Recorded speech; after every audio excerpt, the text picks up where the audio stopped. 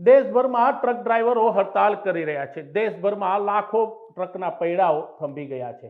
તેની પાછળનું કારણ છે સરકાર દ્વારા હિટ એન્ડ રનને લઈને નવો કાયદો।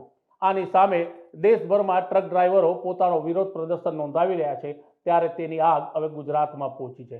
અરવલ્લી ખાતે ટ્રક ડ્રાઈવરોએ વિરોધ પ્રદર્શન કર્યું હતું અને સરકાર વિરુદ્ધ નારેબાજી કરી હતી અને તેઓ મામલતદારને આવેદનપત્ર આપવા પણ પહોંચ્યા હતા અને તેમણે માંગ કરી હતી કે સરકાર તાત્કાલિક અસરથી આ કાયદો રદ કરે અથવા પાછો ખેંચે।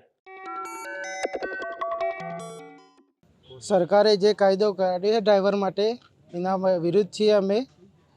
10 વર્ષની સજા, 7 લાખ રૂપિયા દંડ, એના કોઈ સહમત નથી। આ કાયદાથી કોઈ ડ્રાઈવર કરી શકે, નોકરી કરી શકે એની પરિસ્થિતિમાં નથી। એના લીધે અમે મામલતદાર કચેરી આવ્યા છીએ આવેદનપત્ર આપવા। એના વિરુદ્ધ છીએ સબ ડ્રાઈવર સહમતિથી।